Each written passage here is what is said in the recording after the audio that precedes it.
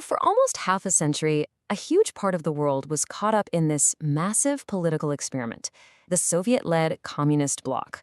It was this grand promise of a totally new future for humanity, but, well, we know how it ended. So today we're going to try and make sense of it all. We're going to take a classic business tool and use it to analyze one of the biggest political projects in history. So picture this. It's 1959. The world is basically split in two. You've got the capitalist West, led by the United States on one side, and the communist East, led by the Soviet Union on the other. And look, this was way more than just armies staring each other down. It was a global showdown between two completely different ideas about how society should even work. So what was the big idea driving all of this? At its core was something we can call the communist hypothesis.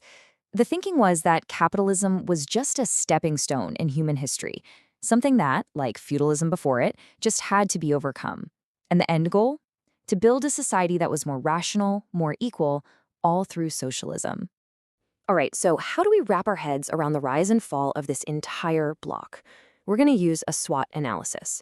We'll look at the internal strengths and weaknesses and the external opportunities and threats it was up against. It's a great way to get a clear, balanced view of the whole system.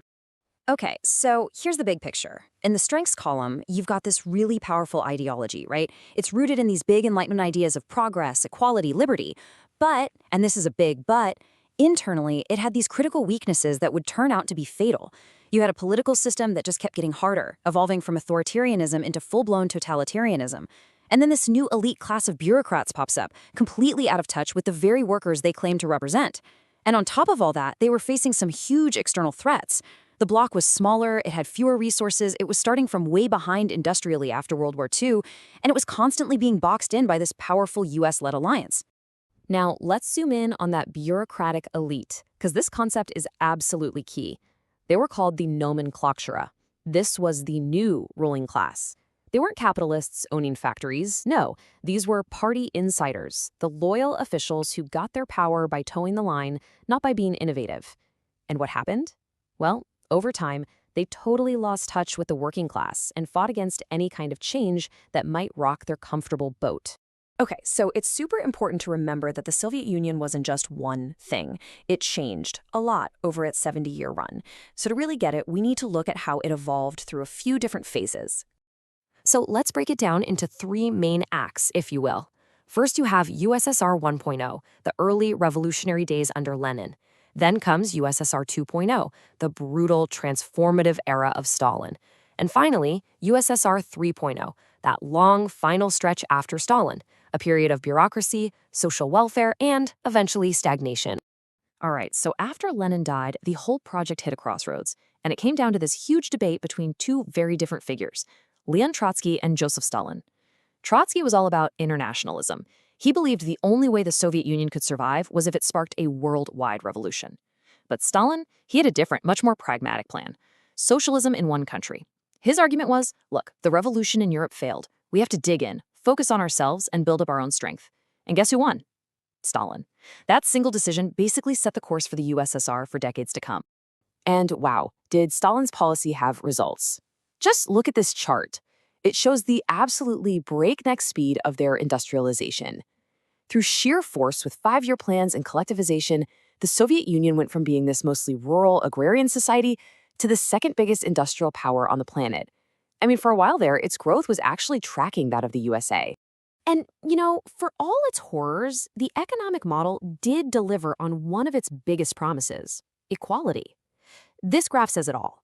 After the revolution, the gap between the rich and the poor just plummeted, and it stayed incredibly low for the entire Soviet period.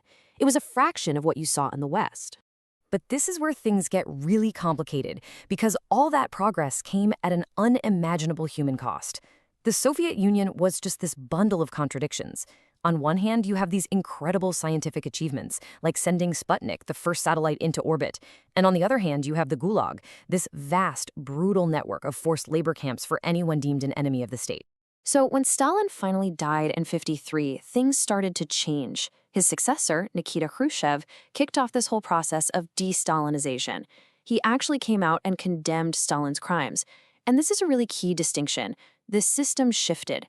It moved from Stalin's totalitarianism, where the state tried to control literally every aspect of your life and even your thoughts, down to a less intense authoritarianism. The government was still incredibly repressive for sure, but people did get a little bit of their private life back. Under Khrushchev, there was also this new pivot towards, the welfare of the average person.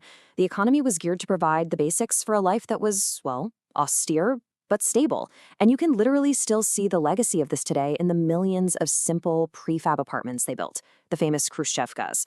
The mission was clear: cheap housing, affordable food, and free education and healthcare for everybody. All right, now it's really tempting to just paint the entire communist bloc with one big red brush, right? But the reality was way more diverse and complicated, and its long-term economic legacy, well, that's a lot more interesting than you might think. This slide right here shows you just how different things could be from one country to another. I mean, it was not a one-size-fits-all system. Now take Poland, for example. We might have gotten the details a bit mixed up in a past explainer, so let's set the record straight. They went hard on collectivization. A staggering 85% of their farmland ended up being controlled directly by the state. But then you look at a place like Bulgaria, and they relied almost entirely on cooperatives, so very different approaches. But the biggest crack in the bloc? Oh, that was definitely the split between the two giants, the Soviet Union and China. Mao Zedong, China's leader, looked at the post-Stalin USSR and was not impressed. He thought they'd gone soft, that they'd betrayed the revolution by creating that new class, the nomenklatura. He called them revisionists who were just bringing back the old elitism. So what was Mao's answer? Continuous revolution, a constant state of upheaval to make sure no elite class could ever get too comfortable. And Mao didn't just talk. He put this wild idea into action in 1958 with something called the Great Leap Forward. This was a radical, almost crazy attempt to just skip decades of gradual development and industrialize China practically overnight, all through pure revolutionary energy. We're talking backyard steel furnaces on farms, the whole shebang. And the result? It was an unmitigated disaster, an absolute catastrophe. You had bad planning, terrible weather, major ecological mistakes. It all combined to cause one of the worst famines in all of human history. So, after all that, what's the final economic verdict on the communist model?